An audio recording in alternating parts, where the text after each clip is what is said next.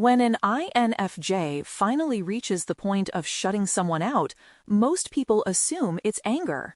They imagine an explosion, a dramatic reaction, a moment of emotional fire. But the truth is far colder and far more unsettling. INFJ don't door slam because they're overwhelmed. They do it because something inside them has gone completely still. It's the moment they see everything clearly. The patterns, the intentions, the truth they kept giving chances to. And when that clarity arrives, it doesn't spark rage. It freezes attachment. It ends hope. It shuts down the heart in a way that never reopens the same way again. There's a silence that appears right before the INFJ walks away. A silence that is not emotional shutdown, but emotional completion. They have already grieved the connection while still in it. They have already processed the loss long before the other person realizes something is wrong. What feels sudden to others is simply the final step in a long internal journey. And this coldness is not cruelty, it is self-preservation. When the INFJ realizes the relationship is costing them integrity, peace, or identity, something breaks cleanly inside. Not loudly, not violently, but permanently.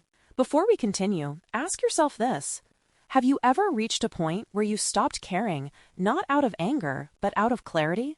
If so, keep watching, because the next few minutes will explain that feeling in a way you've never heard before. Type "frozen exit" in the comments if you want part 2, and subscribe if you're ready to understand the quiet psychology behind an INFJ final goodbye. INFJ door slam when their emotional attachment dies, not when they're angry. This is the part no one ever understands, because people assume distance equals rage, silence equals punishment, and withdrawal equals spite. But an INFJ doesn't close the door in a storm of emotion. They close it in absolute calm. The moment the emotional attachment dissolves, there is no dramatic argument, no explosion, no final speech to make someone understand what they refused to notice earlier. It is a quiet severing, almost surgical in its precision, because the INF isn't trying to hurt anyone. They're simply done. And done for an INFJ doesn't look like fury. It looks like indifference, a shift so subtle most people don't even notice it until the relationship is already beyond recovery.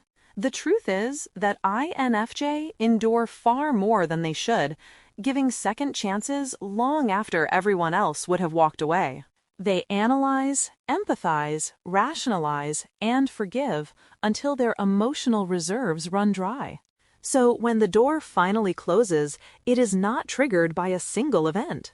It is the result of accumulated disappointment, a long silent erosion of trust that began the moment someone showed they could not value the INFJ emotional reality.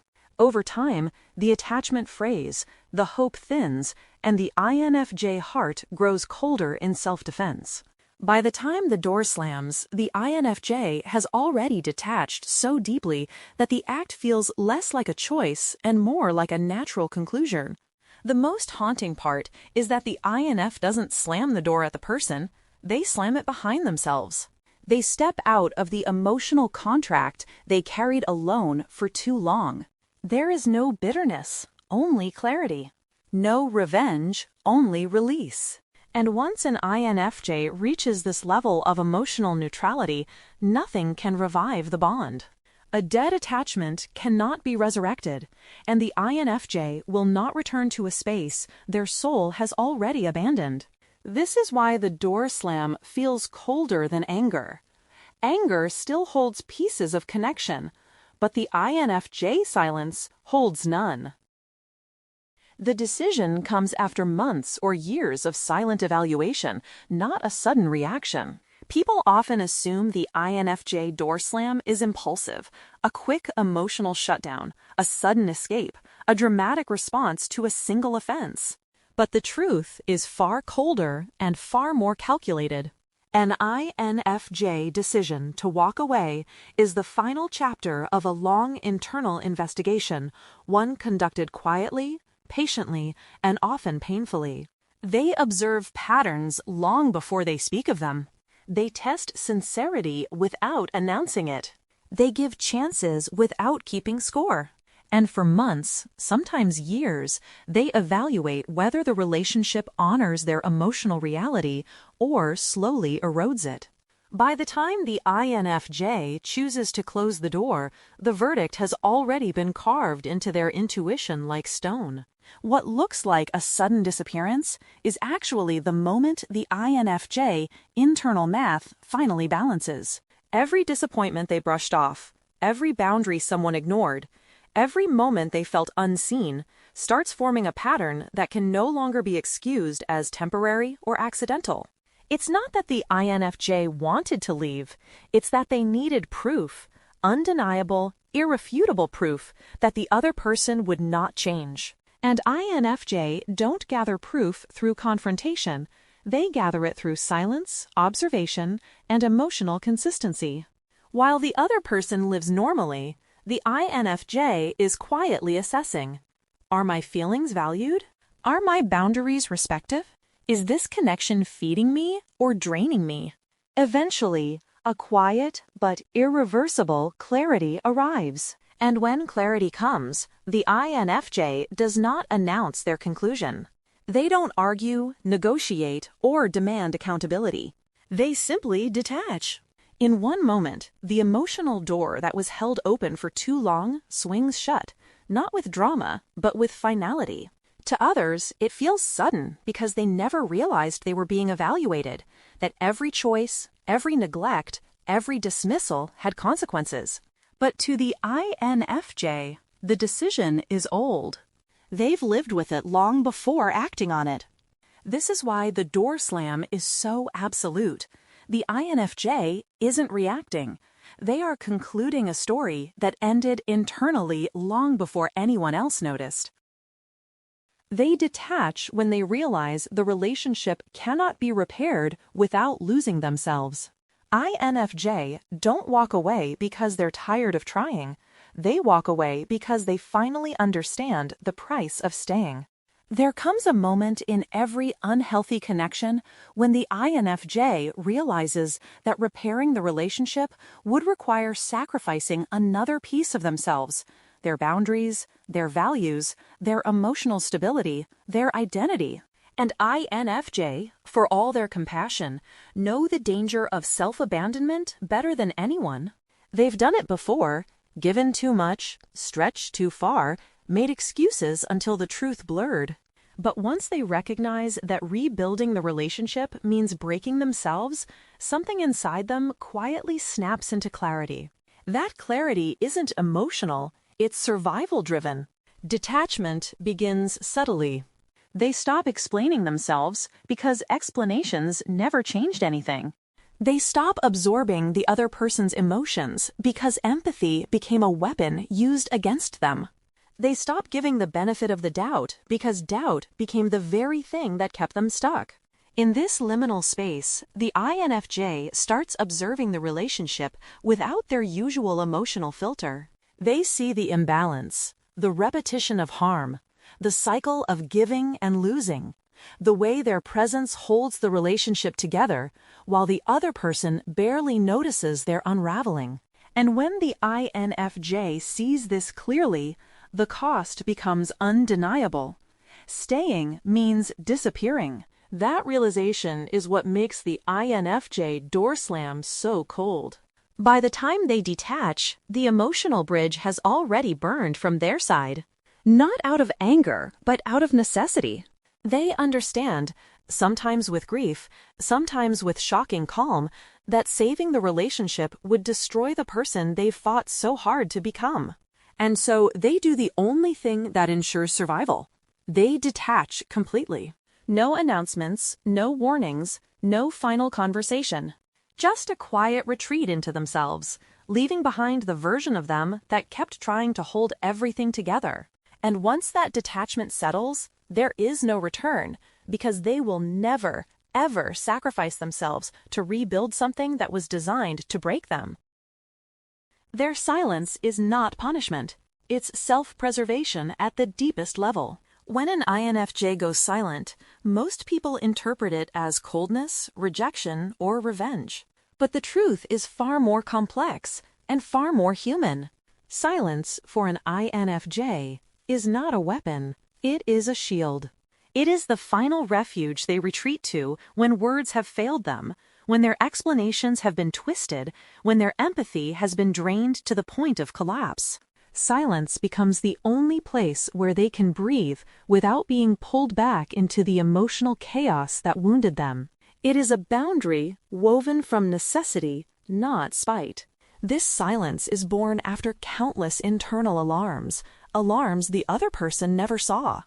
The INFJ spoke softly, hinted gently, tried to communicate in ways that protected the other person's feelings. But each time they expressed discomfort or hurt, they were dismissed, misunderstood, or made to feel dramatic.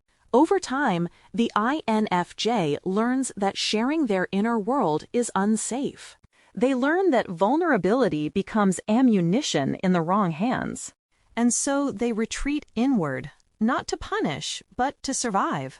Their silence becomes the one place no one can distort, argue with, or take advantage of. Inside that silence, something profound happens. The INFJ begins to reconnect with themselves. They sift through their emotions, reclaim the parts they gave away too freely, and rebuild the boundaries that were slowly eroded by the relationship. It is an act of healing disguised as distance. While others may view it as rejection, the INFJ sees it as oxygen, the space required for their emotional system to reset after being overwhelmed. Silence gives them clarity. It gives them strength. And most importantly, it gives them peace. By the time the INFJ chooses silence, the relationship has already crossed lines that cannot be uncrossed. Their withdrawal is not meant to hurt anyone. It is meant to protect what little of themselves remains unbroken. And once they find safety in that silence, they rarely step back into the noise that harmed them in the first place.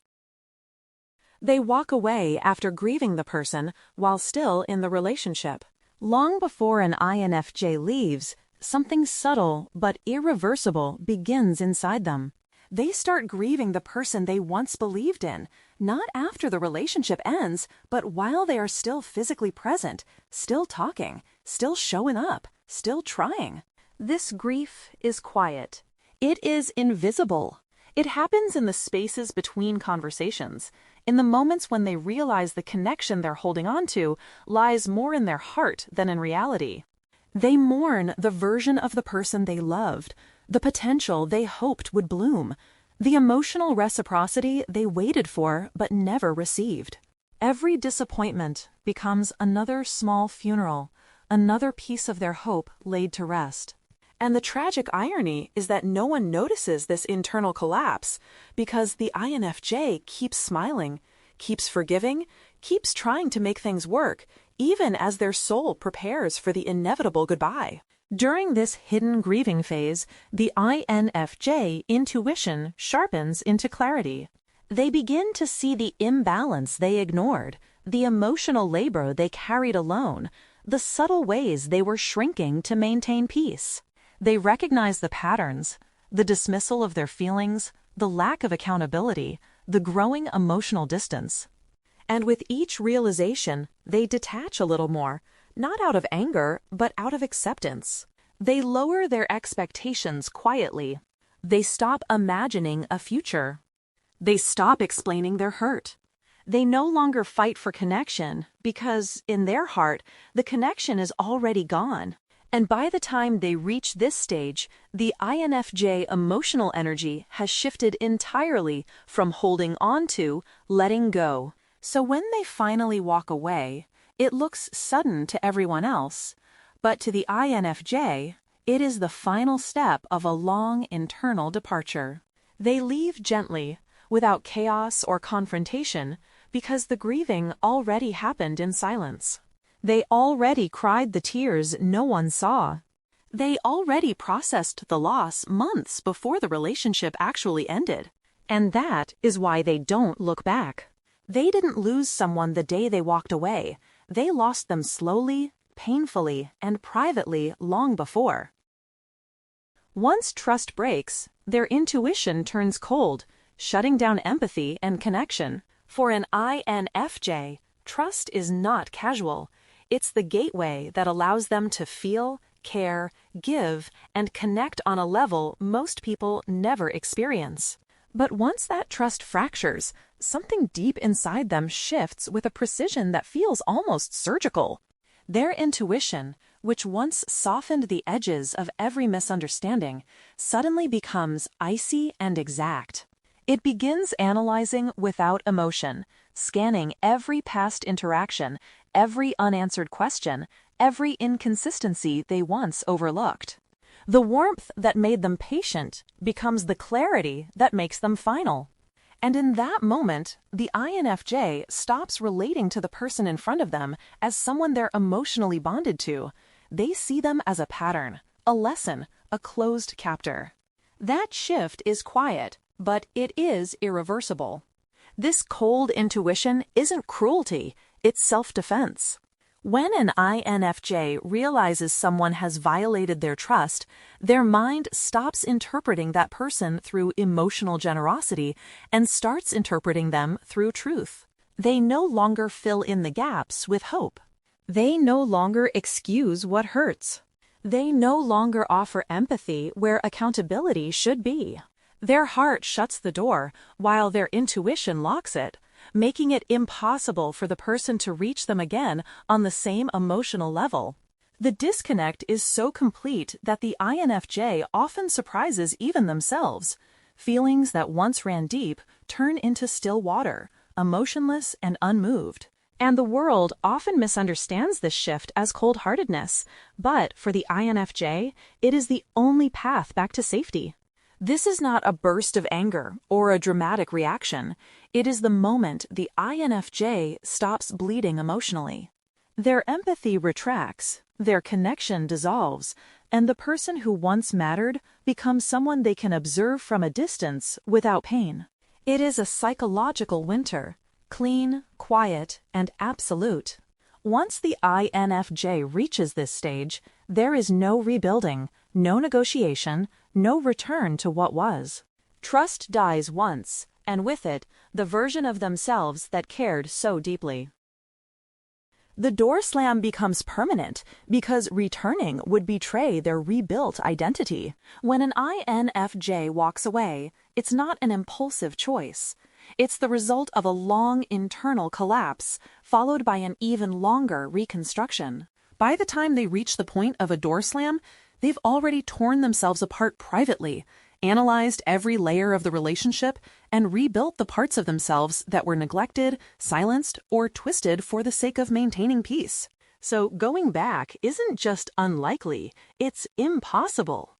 To return would mean sacrificing the new self they fought so hard to recover. It would require them to shrink again, to doubt themselves again, to reopen wounds they finally learned how to close. And INFJ don't reopen what they've sealed. Doing so would feel like betraying their own soul. This permanence isn't born from spite, but from transformation. The INFJ who leaves is not the INFJ who once stayed. During their withdrawal, they rebuild a version of themselves that is stronger, clearer, and more aligned with their deeper truth. They reclaim their boundaries, restore their emotional clarity, and reinforce their internal world with lessons carved from pain. By the time they step out of the ruins of what was, they've evolved into someone who no longer fits into the space they abandoned. So when the past tries to pull them back, they feel the disconnect instantly. The person they used to be simply doesn't exist anymore.